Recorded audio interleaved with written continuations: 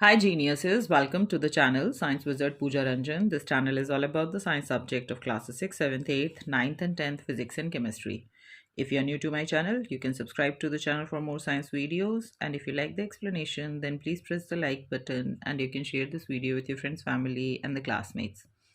So आज जो chapter हम डिस्कस करने वाले हैं वो है क्लास 8 का chapter 19 pollution of water and air. तो इस चैप्टर पे मैं ऑलरेडी एक वीडियो बना चुकी हूँ, उसका लिंक मैं आपको डिस्क्रिप्शन बॉक्स में दे दूँगी, आप जाके उसको पहले चेक कर सकते हैं। आज जो टॉपिक हम कवर करने वाले हैं इस चैप्टर से वो है main causes of water pollution. ठीक है, तो हमने देखा हुआ है वाटर पॉल्यूशन मतलब कि वाटर में कोई भी ऐसी चीज़ ऐड हो जाए जो कि हमारे लिए अनहेल्दी हो या फिर हमारे लिए रिक्वायर्ड नहीं हो, so we can say that कि वाटर जो है वो पॉल्यूट हो चुका है। वाटर कैसे पॉल्यूट होता है, कैसे ये सब पॉल्यूटेंट्स जो हैं वो वाटर में मिक्स होते हैं। सो द पहला कारण जो है वाटर पॉल्यूट होने का that is the sewage water. So sewage क्या होता है, बेसिकली सीवेज वो वाटर होता है जिसमें कि जो ह्यूमन शिट होता है, ठीक है, जो कि एडेड होता है। सो जब आप सुबह उठते हैं, आप फ्रेश होने जाते हैं, आप यूरिन पास करते हैं, इसके अलावा आप कपड़े धोते हैं, बर्तन धोते हैं। सो इन सब चीज़ों में जो भी पानी आप यूज़ कर रहे हैं और जो पानी आपके ड्रेन में जा रहा है, ठीक है, they contain the sewage and they contain the chemicals also. So that is called the sewage water, जो कि हमारे घरों से जनरेट होता है। जनरली ये जो सीवेज वाटर होता है इसको बिना ट्रीट किए रिवर वाटर में डिस्पोज कर दिया जाता है, जिसके कारण कि जो ह्यूमन शिट है, इसके अलावा जो आपने केमिकल यूज़ किए हैं बर्तन धोने के लिए, कपड़े धोने के लिए, वो सारा केमिकल जो होता है वो डायरेक्टली रिवर वाटर में मिक्स हो जाता है and that can pollute the water. अगर गांव की बात करें तो गांव में प्रॉपर सैनिटेशन फैसिलिटीज़ ना होने के कारण वहाँ पर जो लोग हैं उनको बाहर ही डेफिकेट करना पड़ता है। मींस वहाँ पे टॉयलेट्स नहीं होते हैं और पीपल जो लोग होते हैं वहाँ के वो ओपन एरिया में जाके डेफिकेट करते हैं, दे पास देयर शिट। अब होता क्या है कि वहाँ पर जो जो भी ओपन एरिया है जहाँ पे उन्होंने शिट पास किया है, तो जब भी बारिश होती है तो बारिश के पानी के संग वो जो शिट होता है, whether it's the shit of a human और a animal, that get mixed with the rain water. और फिर वो जब रेन वाटर किसी भी नियर बाय वाटर बॉडीज़ में जाके मिलता है तो वो सारी सारी चीज़ें वाटर बॉडीज़ में जाके मिक्स हो जाती हैं and that can pollute the water. ये जितना भी वाटर होता है इसमें बहुत सारे हार्मफुल माइक्रोब्स होते हैं, like bacteria, viruses, fungi, parasites. और ये जो होते हैं they can cause the different kind of disease, जैसे डायरिया है, डायसेंट्री है, जिसमें जनरली लूज मोशन लग जाते हैं जब इन्फेक्शन कॉज हो जाता है आपके स्टमक में या स्मॉल इंटेस्टाइन में। कॉलेरा है, टाइफाइड है, जॉन्डिस है, ठीक है, इसमें जनरली फीवर आता है लोगों को। और ये सब भी जो पॉल्यूटेड वाटर है उसके कारण ही कॉज होता है। तो या तो आप पॉल्यूटेड वाटर यूज़ कर रहे हैं या फिर पॉल्यूटेड वाटर के आसपास भी अगर हैं, so these diseases can be caused. Next, अगर आप हम चाहते हैं कि वाटर के पॉल्यूशन को कम करें, सो पहला तरीका है कि जो अनट्रीटेड सीवेज वाटर है उसको सीधा रिवर में डंप करने के बजाय उसको पहले ट्रीट कर लिया जाए। कैसे कर सकते हैं, उसमें क्लोरीन ऐड किया जा सकता है। क्लोरीन एक डिसइंफेक्टेंट होता है जो कि जाके इन सारे माइक्रोब्स को किल कर देगा। सीवेज वाटर है, ठीक है, उसको ट्रीट करने के बाद उसका पॉल्यूशन लेवल कम हो जाएगा और अब उसको रिवर में डंप करेंगे तो रिवर उतना पॉल्यूट नहीं होगा। इसके अलावा जो गांव हैं वहाँ पे प्रॉपर सैनिटेशन फैसिलिटीज़ होनी चाहिए। लोगों को बाहर जाके डेफिकेट करने के बजाय टॉयलेट्स यूज़ करने चाहिए, जिससे कि वाटर पॉल्यूशन लेवल कम किया जा सके। नेक्स्ट है आपका इंडस्ट्रियल वेस्ट। सो बहुत सारी इंडस्ट्रीज़ हैं आज के टाइम में, जैसे लेदर इंडस्ट्रीज़ हैं, टेक्सटाइल इंडस्ट्रीज़ हैं, केमिकल इंडस्ट्रीज़ हैं, ठीक है। तो ये सारी इंडस्ट्रीज़ जो अपना वेस्ट होता है, ठीक है, वो सारा का सारा डंप करते हैं रिवर में। अब प्रॉब्लम क्या है कि जो ये वेस्ट डंप कर रहे हैं, जो वेस्ट वाटर डंप कर रहे हैं ये रिवर में, उस वेस्ट में बहुत ज़्यादा मात्रा में लेड, मर्क्यूरी और आर्सेनिक के कंपाउंड्स होते हैं। और ये जो लेड, मर्क्यूरी और आर्सेनिक के कंपाउंड्स होते हैं ये बहुत ही पॉइजनस होते हैं and they can pollute the river. अब इसके कारण क्या होता है कि अगर ये रिवर वाटर में मिक्स हो रहे हैं तो एट द एंड हम लोग भी रिवर वाटर ही यूज़ करते हैं, ठीक है, जो कि प्रोसेस करके हमारे घरों में भेजा जाता है। अब अगर ये बहुत ज़्यादा मात्रा में पानी में मिलेंगे तो इसके कारण लोगों को कैंसर जैसी बीमारियां और न्यूरोलॉजिकल डैमेज हो सकते हैं। न्यूरोलॉजिकल डैमेज मीन्स जो लोगों की नर्व्स हैं वो डैमेज हो जाती हैं। हो सकता है नर्व्स जो होती हैं उनका बेसिक काम होता है आपके बॉडी में मैसेज को ट्रांसफ़र करना from your brain to the different body parts and from the different body parts to your brain.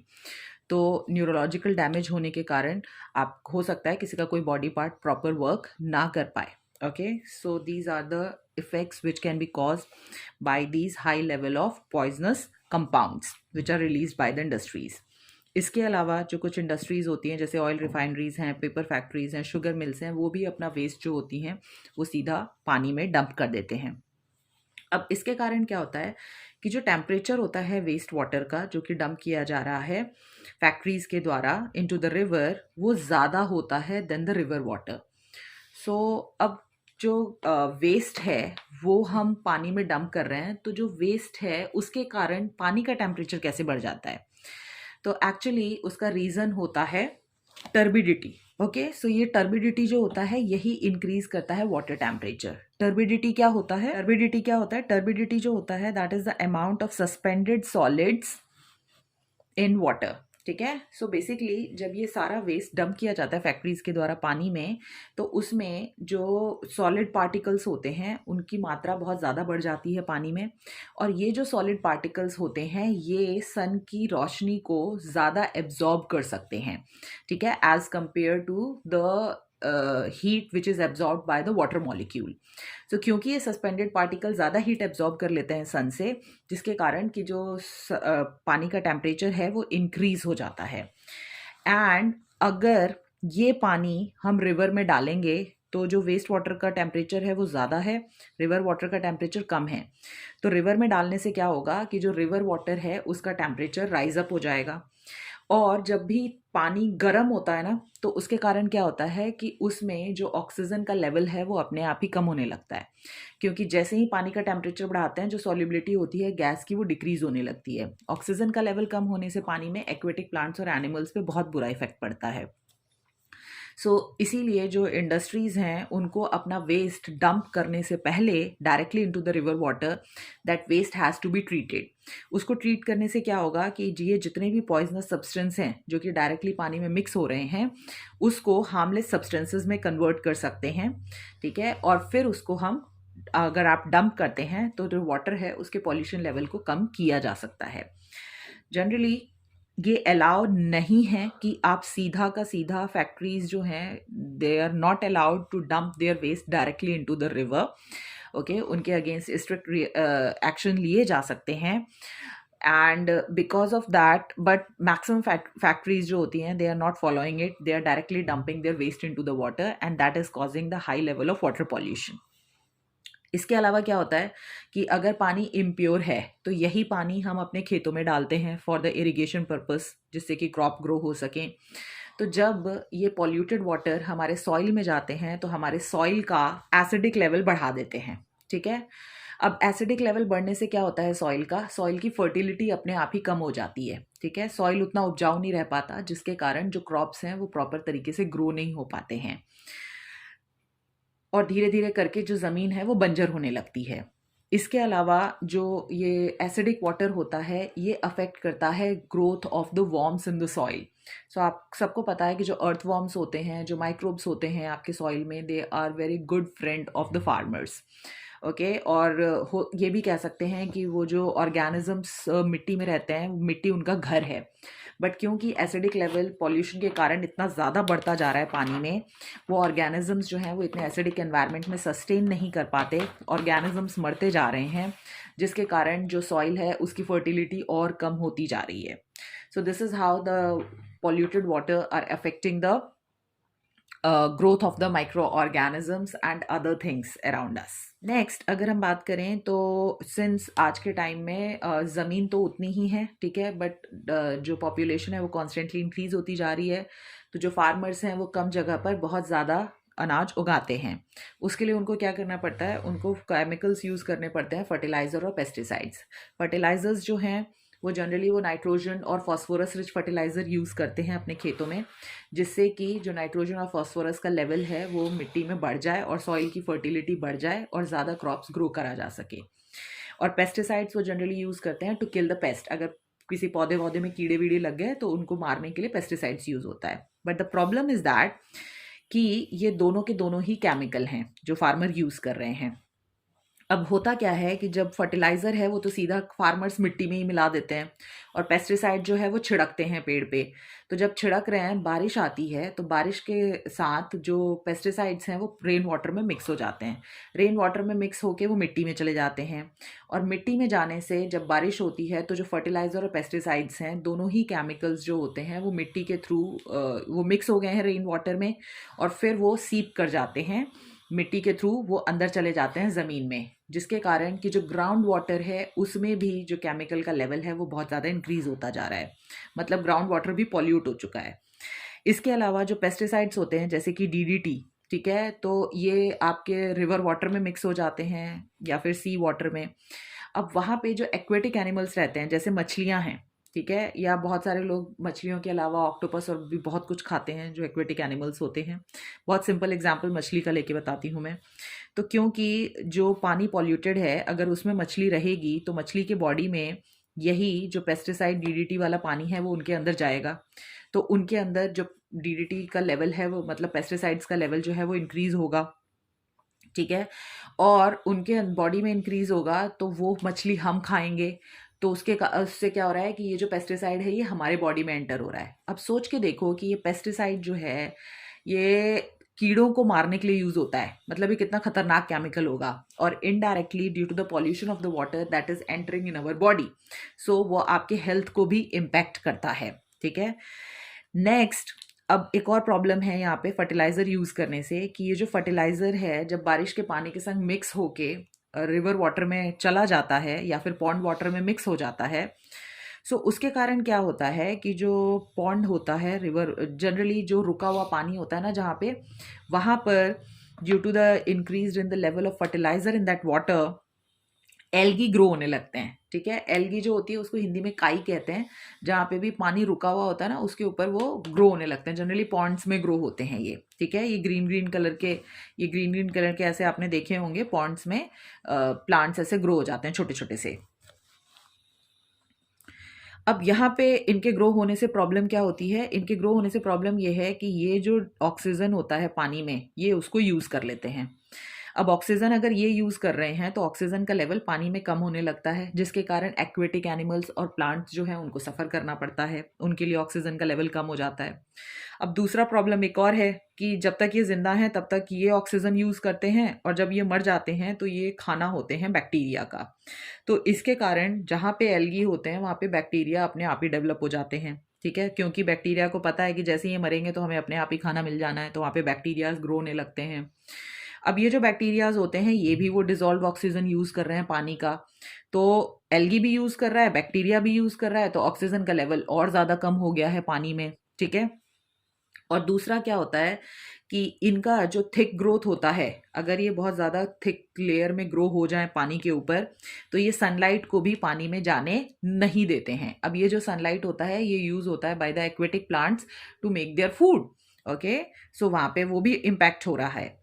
अब यही जो एनरिचमेंट होता है वाटर का बाय द न्यूट्रिएंट्स, कौन से न्यूट्रिएंट्स, वो जो फर्टिलाइजर में थे, ठीक है। तो ये फर्टिलाइजर जो है ये पानी के संग रेन वाटर के संग मिक्स होके पॉन्ड वाटर रिवर वाटर में चला गया है, और क्योंकि वहाँ पे बहुत ज़्यादा न्यूट्रिएंट है और एल्गी जो है उसको खाना मिल जाता है आसानी से, ठीक है, ये जो न्यूट्रिएंट्स हैं यही एल्गी का खाना है, तो एल्गी वहाँ पे फटाफट ग्रो होने लगते हैं। एल्गी मरेंगे तो बैक्टीरिया का खाना बन जाएंगे, तो बैक्टीरियाज भी ग्रो हो जाते हैं वहाँ पे, ओके।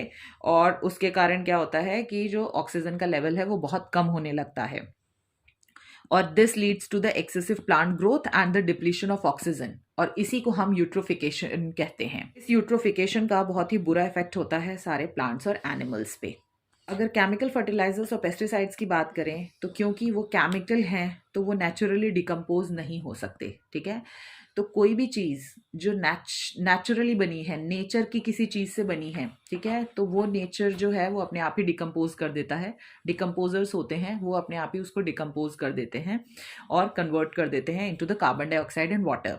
बट क्योंकि ये जो फर्टिलाइजर्स और पेस्टिसाइड्स हैं ये केमिकल्स हैं, सो ये नेचुरली डिकम्पोज नहीं हो सकते हैं, और क्योंकि जितना ज़्यादा हम यूज़ करेंगे वो उतना ज़्यादा पानी में मिक्स होते जाएंगे, वो बढ़ते जाएंगे, और क्योंकि वो डिकम्पोज तो हो नहीं रहे जिसके कारण जो वाटर पॉल्यूशन है वो कॉन्स्टेंटली इंक्रीज होता रहेगा। अब साइंटिस्ट जो हैं अब जाके रियलाइज़ हुआ है कि जो वाटर का पॉल्यूशन है वो बहुत ज़्यादा हो रहा है और जो यूजेबल वाटर है वो धीरे धीरे कम होता जा रहा है. So now the scientist are researching for the pesticides and fertiliser that can decay naturally. So जो कि अपने आप ही डिके हो जाए नेचुरली, ठीक है, और वो पानी को और ज़्यादा पॉल्यूट ना करें और जिससे कि पॉल्यूशन जो है पानी का वो रिड्यूस किया जा सके. ऐसे सब्सटेंस जो कि खुद ही डिके हो जाते हैं, अपने आप ही डिके हो जाते हैं नेचुरली, उनको बायोडिग्रेडेबल कहते हैं. ओके. तो यहाँ पे अगर मुझे कोई भी चीज़ ऐसी बनानी है जो कि खुद से ही डिकम्पोज हो जाए, तो इसका मतलब कि मुझे वो नेचुरल चीज़ों से बनानी पड़ेंगी, क्योंकि जो नेचुरल चीज़ें होती हैं वो खुद डिकम्पोज हो सकती हैं. अगर कोई चीज़ ऐसी है जो केमिकल है, लैब में बनाई है आपने, तो उसका डिकम्पोज होना मुश्किल है. अब अगर हम बात करते हैं नेचुरल पेस्टिसाइड्स की, सो जो नीम होता है, ठीक है, नीम को पत्तों को पानी में मिला दो और उसको छोड़ दो, तो जो नीम वाटर होता है वो बहुत ही अच्छा डिसइंफेक्टेंट होता है और वो जाके जितने भी कीड़े वीड़े हैं उनको मार सकता है. सो जो नीम वाटर है या जो नीम का एक्सट्रैक्ट है, that can be used as a pesticides to kill the pest. इसके अलावा जो फर्टिलाइज़र्स की बात करें तो कंपोस्ट यूज़ किया जा सकता है, जो कि एक बहुत ही नेचुरल सब्सटेंस है और बायोडिग्रेडेबल फर्टिलाइज़र भी है. सो जनरली जो कंपोस्ट है उसको बनाने का बहुत ही इजी तरीका है. उसके लिए क्या करते हैं, आपके घर में जितना भी गीला कूड़ा होता है, जो भी फल सब्जियों के छिलके पत्ते होते हैं, ठीक है, उन सबको क्या करो कि इकट्ठा करके एक बहुत ही गहरा गड्ढा खोदो, ठीक है, जहाँ तक कि सनलाइट नहीं पहुँच पाती है और जहाँ पे एयर जो है वो अवेलेबल नहीं होती है, ठीक है, तो उतने गहरे गड्ढे में उनको दबा दो अच्छे से और हल्का सा पानी डाल दो. तो जो सॉइल में माइक्रोब्स हैं वो उसको डिकम्पोज कर देते हैं and they convert it into the compost. So वो बहुत ही नेचुरल चीज़ है. इसके कारण कंपोस्ट यूज़ करेंगे अगर, तो उसके कारण जो आपका मिट्टी होता है उसमें मॉइस्चर लेवल भी अच्छा मेंटेन रहता है और फर्टिलिटी भी इंक्रीज़ करता है. इसके अलावा अगर बात करें तो जो हॉस्पिटल वेस्ट होता है उसमें बहुत सारे जर्म्स और हार्मफुल केमिकल्स होते हैं जो कि डायरेक्टली डंप किए जाते हैं इनटू द वाटर, जो कि वाटर पॉल्यूशन कॉज करते हैं.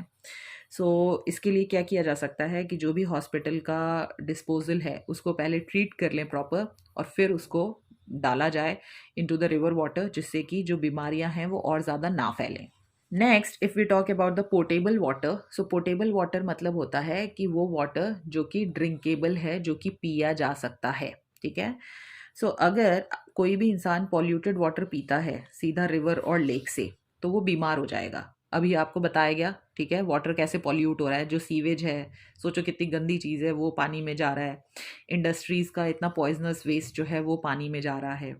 तो ये सब चीज़ें क्या कर रही हैं, आपके वाटर को पॉल्यूट कर रही हैं. अगर वो आप डायरेक्टली पी लोगे तो बीमारी होगे, ऑब्वियस है. जो वाटर है वो ऑल्सो पॉल्यूट होता है सेवरल प्लेसेस पे. अंडरग्राउंड वाटर, अभी मैंने बताया कि वो जो फर्टिलाइजर्स और पेस्टिसाइड्स हैं वो रेन वाटर के संग मिक्स हो जाते हैं और मिट्टी के थ्रू वो अंदर ज़मीन में चले जाते हैं. ग्राउंड वाटर भी आपका पॉल्यूट हो चुका है और वो भी अनसुटेबल है फॉर ड्रिंकिंग, बिकॉज हम इतना ज़्यादा केमिकल और सब चीज़ें यूज़ कर रहे हैं ना. ये जो वाटर है इसको ट्रीट करना पड़ेगा जिससे कि वो पीने लायक हो सके, और वो वाटर जो कि आप पी सकते हैं उसी को हम पोर्टेबल वाटर कहते हैं. अब ये पोर्टेबल वाटर जो है, अपने किसी भी पानी को पोर्टेबल वाटर में कैसे कन्वर्ट करना है, तो इसका एक्सपेरिमेंट हम करेंगे. और मेरा बेटा है, उसका एक चैनल है क्रेजी एक्सपेरिमेंटल इन्फिनिट, तो इसका एक्सपेरिमेंट हम वहाँ पे अपलोड करेंगे, तो आप जाके चेक कर सकते हैं. मैं उसका लिंक आपको डिस्क्रिप्शन बॉक्स में दे दूँगी. होम्स और ऑफिसेज में स्पेशल टाइप ऑफ फिल्टर्स जो हैं वो यूज़ किए जाते हैं to remove the solid impurities from the drinking water. Okay. Generally ये जो वाटर होता है जो कि आपके घर में आता है, आपने नोटिस किया होगा, उसको भी आप एक्वागार्ड या कैंट जो भी है आपके पास वाटर प्योरीफायर, उसके थ्रू जब वाटर वो प्योरीफाई होता है और उसके बाद ही आप उसको यूज़ करते हो. क्यों? क्योंकि जो टैप वाटर आपके घर में आ रहा है उसमें अभी भी सॉलिड इम्प्योरिटीज़ हैं. हो सकता है जर्म्स भी हों, नो आइडिया, ठीक है. इसीलिए पहले उसको प्रॉपरली ट्रीट किया जाता है और फिर उसको यूज़ करना होता है, so that it is good for health. अब इन फिल्टर्स में ना पोरस पॉट्स होते हैं जो कि सिरेमिक से बने होते हैं, ठीक है. सिरेमिक मतलब चीनी मिट्टी का कोई भी चीज़, ओके, और वो पोरस होते हैं. तो जब जैसे मिट्टी का घड़ा होता है ना, तो मिट्टी का घड़ा जो होता है वो पोरस होता है. उसके थ्रू जो पानी है वो ऐसा नहीं है कि एकदम से निकल के बाहर बहने लगता है, बट पोरस होता है, तो धीरे धीरे जो पानी है वो बाहर आ सकता है उससे. तो जब किसी ऐसी पोरस चीज़ के थ्रू पानी निकलता है तो वो जो होल्स होते हैं वो इतने ज़्यादा पतले होते हैं कि जब पानी उनके थ्रू निकलता है तो जितनी भी सॉलिड इम्प्यूरिटीज़ हैं वो वहीं रह जाती हैं, केवल जो प्योर वाटर है वो बाहर आता है, ठीक है, which has no solid impurities. So इसीलिए यहाँ पे जो सिरेमिक होता है उसके जो पोर्स होते हैं उसके थ्रू जब पानी निकलता है तो जितनी भी सॉलिड इम्प्यूरिटीज़ हैं वो अंदर रह जाती हैं और जो पानी है वो बाहर आ जाता है थ्रू द फाइन पोर्स, और सॉलिड इम्प्यूरिटीज सारी फिल्टर हो जाती हैं। दो जो फिल्टर वाटर है वो आपको देखने में बिल्कुल साफ लग सकता है क्योंकि उसमें कोई सॉलिड इम्प्यूरिटीज नहीं है, बट अभी भी उसमें बहुत सारे जर्म्स हो सकते हैं जो कि आपको दिखेंगे नहीं विद द नेकेड आई क्योंकि वो माइक्रोब्स हैं, और अभी भी वो आपके पीने के लिए सुटेबल नहीं है, अभी भी वो पोर्टेबल नहीं है। सो घर पे जो वाटर है उसको आप पोर्टेबल कर सकते हैं, कैसे? By killing the germs. तो अगर आप चाहते हैं कि वो वाटर पोर्टेबल हो सके तो उसको पोर्टेबल बनाने के लिए या तो आप उसको बॉईल कर सकते हैं 15 से 20 मिनट तक प्रॉपर, जिससे कि उसके सारे जर्म्स जो हैं वो मर जाएं। सेकेंड, जो अल्ट्रा वायलेट लाइट है वो यूज़ की जाती है टू किल द जर्म्स। सो आपके घर में अगर कैंट लगा हुआ है, सो कैंट में आपने देखा होगा उस पर लिखा होता है यूवी। ओके, यूवी का मतलब होता है अल्ट्रा वायलेट लाइट, और इसकी प्रॉपर्टी होती है कि ये जर्म्स को किल कर सकता है। तो जब भी पानी इसके थ्रू बाहर निकलता है तो इन रेडिएशंस के कारण जो जर्म्स हैं वो अपने आप ही किल हो जाती हैं और वाटर जो है वो आपका प्योर हो जाता है, पोर्टेबल हो जाता है। इसके अलावा रिवर्स ऑस्मोसिस प्रोसेस भी यूज़ किया जाता है। ऑस्मोसिस जो होता है वो प्रोसेस होता है जिसके थ्रू जो पानी है उसको पास किया जाता है through the semi permeable membrane. Semi permeable membrane का मतलब, सेमी मतलब कुछ चीज़ें, आधी चीज़ें, ठीक है, परमिएबल मतलब कि उसके थ्रू पास कर सकती हैं। तो कोई भी ऐसी मैम्ब्रेन जिसके थ्रू कुछ चीज़ें तो निकल सकती हैं, हर चीज़ पास नहीं हो सकती, उसको हम सेमी परमिएबल मैम्ब्रेन कहते हैं। तो जब पास वाटर को पास कराया जाता है through the semi permeable membrane तो इसमें बहुत फाइन पोर्स होते हैं जिसके थ्रू वाटर जो है वो पास होता है, ठीक है, बट इम्प्यूरिटीज़ जो हैं वो इसके थ्रू पास नहीं हो पाती हैं। और इसीलिए जो आरओ वाटर होता है वो फिल्टर कर देता है सारी इम्प्यूरिटीज़ को, जितनी भी सॉलिड इम्प्यूरिटीज़ होती हैं और जर्म्स होते हैं, और इसीलिए जो आरओ वाटर है वो पोर्टेबल वाटर कहलाता है क्योंकि रिवर्स ऑस्मोसिस प्रोसेस के द्वारा जो वाटर है उसमें जितनी भी इम्प्यूरिटीज़ हैं वो फिल्टर कर दी जाती हैं। नेक्स्ट है क्लोरीनेशन। क्लोरीनेशन में जो क्लोरीन है वो ऐड किया जाता है वाटर में। अभी मैंने बताया था कि जो क्लोरीन होता है वो डिसइंफेक्टेंट है, या फिर ब्लीचिंग पाउडर भी ऐड कर सकते हैं। क्लोरीन और ब्लीचिंग पाउडर दोनों ही किल कर देते हैं जर्म्स को, okay, but the important thing is that क्योंकि क्लोरीन और ब्लीचिंग पाउडर दोनों ही केमिकल हैं, तो अगर आप बहुत ज़्यादा मात्रा में डाल रहे हैं तो that can affect your health also. So इसको प्रॉपर मात्रा में ही यूज़ करना चाहिए, ओके। और जो स्विमिंग पूल होता है उसके वाटर को डिसइंफेक्ट करने के लिए क्लोरीन ऐड करते हैं। नेक्स्ट, जो वाटर ट्रीटमेंट प्लांट्स हैं, ठीक है, वो क्या करते हैं कि जो भी आपका अनट्रीटेड वाटर है उसको ट्रीट करके और वापस से रीयूज़ करने में हेल्प करते हैं। सो जो टैप वाटर आपके घरों में प्रोवाइड किया जाता है वो पोर्टेबल होता है और उसको पोर्टेबल बनाया जाता है in by the water works, okay. अब ये जो वाटर वर्क्स है ये कैसे काम करता है? सो सबसे पहला प्रोसेस जो होता है into the water treatment plants वो होता है सेडिमेंटेशन एंड डिकेंटेशन। सेडिमेंटेशन में क्या होता है कि जितनी भी इनसॉल्युबल इम्प्यूरिटीज़ हैं जो कि हैवियर होती हैं देन द वाटर, वो सारी की सारी नीचे आके जमा हो जाती हैं और पानी जो है वो ऊपर आपका क्लियर रहता है। सो आप मिट्टी जो है ना उसको पानी में मिक्स करके थोड़ी देर छोड़ देना, तो आप देखोगे कि क्योंकि मिट्टी इनसॉल्युबल है तो वो नीचे आके अपने आप ही जमा हो जाती है, उसको हम सेडिमेंटेशन कहते हैं। जब सेडिमेंटेशन हो जाता है तो सारी गंद सॉलिड इम्प्यूरिटीज़ नीचे चली गई है, ऊपर का पानी आपका क्लियर है, सो आप उसको दूसरे कंटेनर में निकाल लेते हैं। उस प्रोसेस को डिकेंटेशन कहते हैं। अब होता क्या है कि जो हैवी इम्प्यूरिटीज़ थी वो तो नीचे सेटल हो गई, बट अभी भी आप देखना मिट्टी में पानी में कभी कभी क्या होता है कि कुछ ऐसे पार्टिकल्स होते हैं जो बहुत लाइटर होते हैं और वो नीचे सेटल नहीं होते हैं, वो पानी में ही घूमते रहते हैं, उनको सस्पेंडेड पार्टिकल्स कहते हैं, वो भी इम्प्यूरिटीज़ हैं। तो उनको रिमूव करने के लिए एलम ऐड किया जाता है। एलम क्या करता है, वहाँ पे जो स्मॉलर पार्टिकल्स होते हैं उनको हैवियर कर देता है, ठीक है, और वो हैवियर हो जाते हैं तो वो अपने आप ही नीचे जाके सेटल हो जाते हैं। और ये जो प्रोसेस होता है बाय विच वो जो स्मॉलर पार्टिकल्स होते हैं जो कि सस्पेंडेड रहते हैं into the water, by adding the alum वो हैवियर हो जाते हैं और नीचे जाके सेडिमेंट हो जाते हैं, उनको हम लोडिंग कहते हैं। मतलब आप स्मॉलर पार्टिकल्स को लोड कर रहे हो, हैवियर बना रहे हो जिससे कि वो नीचे जाके जम जाए। So this process is called loading, और फिर उसके बाद वाटर को डिकेंटेशन प्रोसेस से रिमूव कर लिया जाता है। अब ये जो वाटर है इसको फिर से पास करवाया जाता है through the sand filters. Sand filters के थ्रू क्या होता है कि जो सैंड होते हैं उसके जो पार्टिकल्स होते हैं उसके थ्रू जब वाटर निकलेगा तो बाकी कुछ भी इम्प्योरिटी अगर है तो वो सारी की सारी जो सैंड है वो सोक कर लेगा, केवल क्लीन वाटर बाहर आएगा। एंड एट द लैंड जब सारी सॉलिड इम्प्योरिटीज़ जो इंसॉल्युबल हैं वो बाहर निकल जाती हैं, सो लास्ट में जो वाटर है वो क्लीन है आपका। अब उसको जर्म फ्री करने के लिए उसमें क्लोरीन ऐड किया जाता है, इस प्रोसेस को क्लोरीनेशन कहते हैं। Now your water is portable और वही पोर्टेबल वाटर जो है आपके घरों में भेजा जाता है। नाउ आप सबको पता है, जैसा कि हम जब बात कर रहे हैं वाटर पॉल्यूशन की और ऑलरेडी जो हमारे पास फ्रेश वाटर है बहुत कम है, तो ये बहुत ज़रूरी है कि जितना भी वाटर है हम उसको कंजर्व करके रख सकें।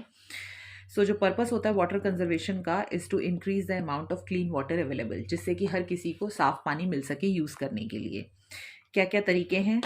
आप या तो किसी भी चीज़, बर्तन धोने के लिए, कपड़े धोने के लिए, नहाने के लिए कम पानी यूज़ करें, ठीक है, वेस्ट ना करें। नेक्स्ट, ज़्यादा बेटर मेथड होता है इरिगेशंस का, ये फार्मर कर सकते हैं कि जो फार्मर्स होते हैं वो अपने खेतों में समरसीबल जो होता है उससे पानी देने के बजाय ड्रिप इरिगेशन मेथड यूज़ करें, जिससे कि जो पानी है वो डायरेक्टली रूट्स में जाएगा और वही उसी पार्ट को पानी की ज़रूरत होती है, तो रूट्स जो हैं वो एब्जॉर्ब कर लेंगे वाटर को, और जब वाटर है वो वेस्ट नहीं होगा, वाटर लॉगिंग भी नहीं होगी। रिसाइकलिंग किया जा सकता है वाटर का, तो जितनी भी फैक्ट्रीज़ हैं, ठीक है, वो जो वेस्ट वाटर होता है उसको डंप करने के बजाय इनटू द रिवर वो वापस से रिसाइकल करके ये they can use it. Okay, other than that effective flood control करना चाहिए हमको, ठीक है, जिससे कि बाढ़ नहीं आ सके। उसके लिए हम जो पानी है उसको इकट्ठा कर सकते हैं by building the dams and the reservoirs. So dams और रिजर्वायर्स में जब पानी इकट्ठा रहेगा तो हम लंबे टाइम तक उसको यूज़ भी कर सकते हैं और फ्लड कंट्रोल भी हो सकता है उससे। नेक्स्ट, सॉइल कंजर्वेशन मेथड्स जो हैं वो यूज़ किए जा सकते हैं। इसमें हमें बहुत सारे पौधे लगाने होते हैं, ठीक है, और ज़्यादा पौधे लगाने से क्या होता है कि जो ग्राउंड वाटर लेवल है वो इंक्रीज़ होने लगता है। नेक्स्ट, जो सीवेज हैं और जो फैक्ट्री वेस्ट हैं उनको ट्रीट किया जाए, जैसा कि मैं पहले भी बता चुकी हूँ, before dumping into the water. Next, biodegradable fertilisers और पेस्टिसाइड यूज़ किए जाएँ जो कि खुद ही डिकम्पोज हो जाएँ और वाटर क्लीन रहे, पॉल्यूट ना रहे हो। एंड द वाटर हार्वेस्टिंग जो है वो करना चाहिए हमको, जो कि आप ऑलरेडी अर्लियर क्लासेस में पढ़ चुके हैं। वाटर हार्वेस्टिंग में किया किया जाता है कि जो रेन वाटर है उसको इकट्ठा किया जाता है और बाय एनी मेथड उसको ग्राउंड वाटर में भेजा जाता है, जिससे कि ग्राउंड वाटर लेवल जो है वो मेंटेन रहे और हम पानी को बचा के लंबे टाइम तक यूज़ कर सकें। So this is it about this video. Let's meet in the next video. In the next video I will explain you about the air and the air pollution.